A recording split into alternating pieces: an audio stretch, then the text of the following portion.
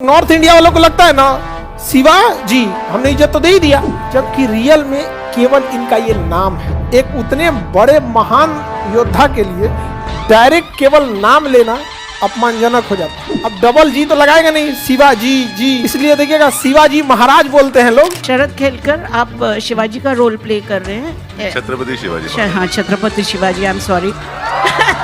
मला शिवाजी महाराजांबद्दल खूप आदर आहे। भगवान है हमारे लिए Shivaji Maharaj. Ever I want to make a film, I want to make a film on Shivaji, and I know I'll do it very well. किसी भी एक्टर के लिए राजे का रोल करना, I think it's a lifetime opportunity.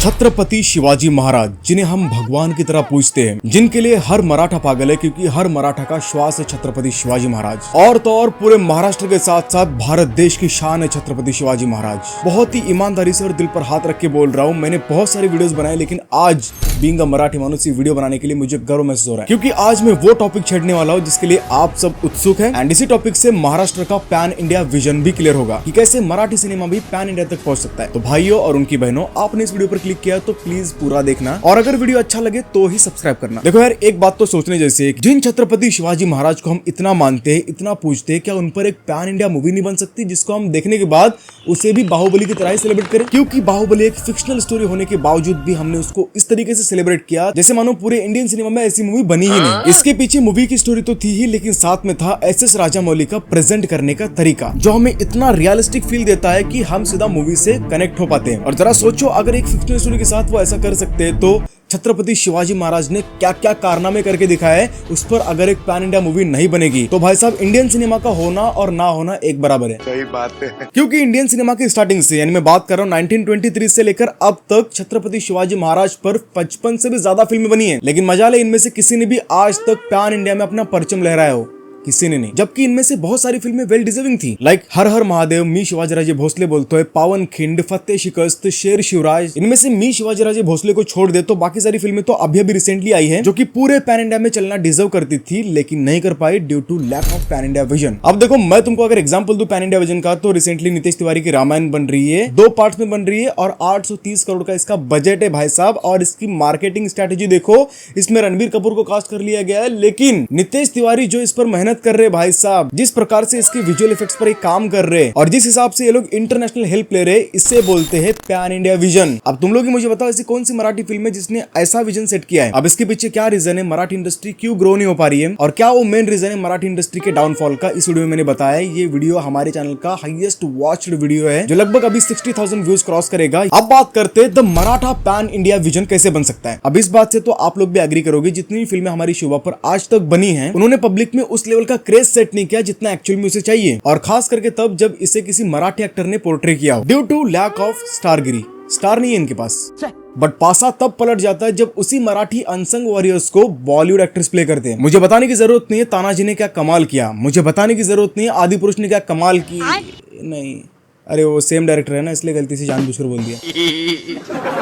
और अभी 14 फेब को आने वाली है छावा, और छावा में छत्रपति संभाजी राजे का कैरेक्टर किसने प्ले किया है मुझे बताने की जरूरत नहीं है भावा, क्योंकि सबको पता है इस बार विकी कौशल लहराएगा भगवा। जबकि रिसेंटली एक मराठी मूवी संभाजी राजे पर ऑलरेडी आ चुकी है, और फन फैक्ट ये है कि उसे भी एक बॉलीवुड एक्टर ने ही पोर्ट्रे किया है। अब बताओ, मराठी इंडस्ट्री में कोई स्टार होता तो क्या वो पोर्ट्रे नहीं करता? एक और फन फैक्ट तो ये है कि तानाजी हो या फिर छावा, इसके डायरेक्टर्स मराठी और एक्टर्स हिंदी, और तो और ये मराठी मूवीज हिंदी एक्टर को लेकर पहले बनती है हिंदी में, उसके बाद डब होती है मराठी में, जबकि उसका उल्टा होना चाहिए, मराठी में बननी चाहिए और हिंदी में डब होकर मार्केट में जानी चाहिए। बात तो सही है। Like every south Indian movie. अब ऐसा क्यों हो रहा है? Same reason, lack of star. इसलिए तो इनको पैन इंडिया मूवी बनाने के लिए अदर इंडस्ट्री के एक्टर्स पर डिपेंड करना पड़ रहा है। लो तुम ही बताओ, एक तरफ है चिन्मय मांडलेकर छत्रपति शिवाजी महाराज, एक तरफ है अक्षय कुमार, कौन अच्छा लग रहा है? और जो अक्षय कुमार की मूवी आ रही है छत्रपति शिवाजी महाराज के ऊपर, वेड़ात मराठी वीर दौड़ले 7, जिसको महेश मांजरेकर से डायरेक्ट कर रहे हैं, इसका क्या हुआ, इसके बारे में कुछ अपडेट या फिर ये बंद हो चुकी है?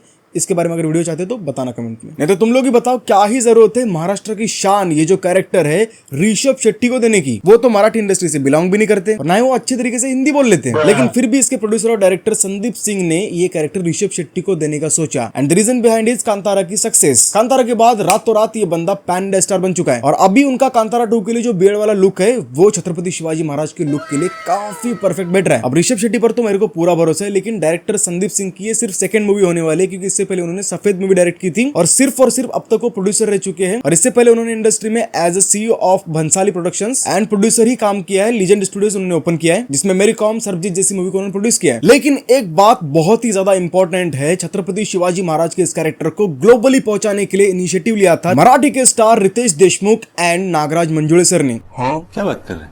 यस, ये बात है 2020 की, जब लॉकडाउन से पहले इन्होंने इनिशिएटिव लिया था कि हम छत्रपति शिवाजी राजे के ऊपर एक मूवी नहीं 3 मूवी बनाने वाले, ट्रायलॉजी, जिसमें वो छत्रपति शिवाजी महाराज के रिलेटेड सब कुछ दिखाने वाले थे। जिसमें फर्स्ट मूवी का नाम होने वाला था शिवाजी, सेकंड मूवी का नाम होने वाला था राजा शिवाजी और थर्ड मूवी का नाम होने वाला था छत्रपति शिवाजी। अब बीच में कंट्रोवर्सी भी चली थी कि इसको नाम छत्रपति शिवाजी महाराज जी क्यों नहीं दे देते, क्योंकि ऐसे 3 नाम क्यों, क्योंकि राजा तो राजा ही होता है आखिर। और इसको डायरेक्ट करने वाले थे नन अदर देन जिन्होंने मराठी इंडस्ट्री को अलग लेवल की पहचान दी, सैराट को डायरेक्ट करके। यस भाई साहब, नागराज मंजुळे इसको डायरेक्ट करने वाले थे और छत्रपति शिवाजी महाराज यहाँ पर बनने वाले थे खुद रितेश देशमुख, और प्रोड्यूस भी वही करने वाले जी स्टूडियोज के साथ। एंड ये पूरी की पूरी फिल्म अजय अतुल म्यूजिकल होने वाली है। अच्छी बात तो ये है भाई साहब कि ये प्रोजेक्ट पूरी तरीके से शेल्फ नहीं हुआ है, ये पोस्टपोन्ड हो चुका है due to lockdown and budget issue, जिस पर मुझे काफी हद तक भरोसा है कि ये प्रोजेक्ट है भाई साहब मराठी इंडस्ट्री को अलग लेवल की पैन इंडिया पहचान दे सकता है। और वो पैन इंडिया पहचान अगर छत्रपति शिवाजी महाराज के थ्रू मिले तो भाई बात ही क्या है फिर, क्योंकि इसमें छत्रपति शिवाजी महाराज की भूमिका को पोर्ट्रे करने वाला भी तो खुद मराठी ही है, रितेश भाऊ। तो भाई ये था आपके अज्जू भाई का ड्रीम, जो चाहता है कि मराठी इंडस्ट्री को एक अलग लेवल की पहचान मिले। अगर आप भी चाहते हो तो कमेंट में जरूर बताना कि मराठा पैन इंडिया विजन जो मैंने बताया वो सही है कि नहीं, और छत्रपति शिवाजी महाराज पर एक बड़ी वाली लाइक बाहुबली मूवी आप देखना चाहते हो तो प्लीज डू कमेंट्स, प्लीज यारो कमेंट करो। और अगर ये वीडियो पसंद है तो कुछ नहीं करना आपको, do like share and subscribe. मिलता हूँ अगली वीडियो में, मैं हूँ अजय कुमार, बाय।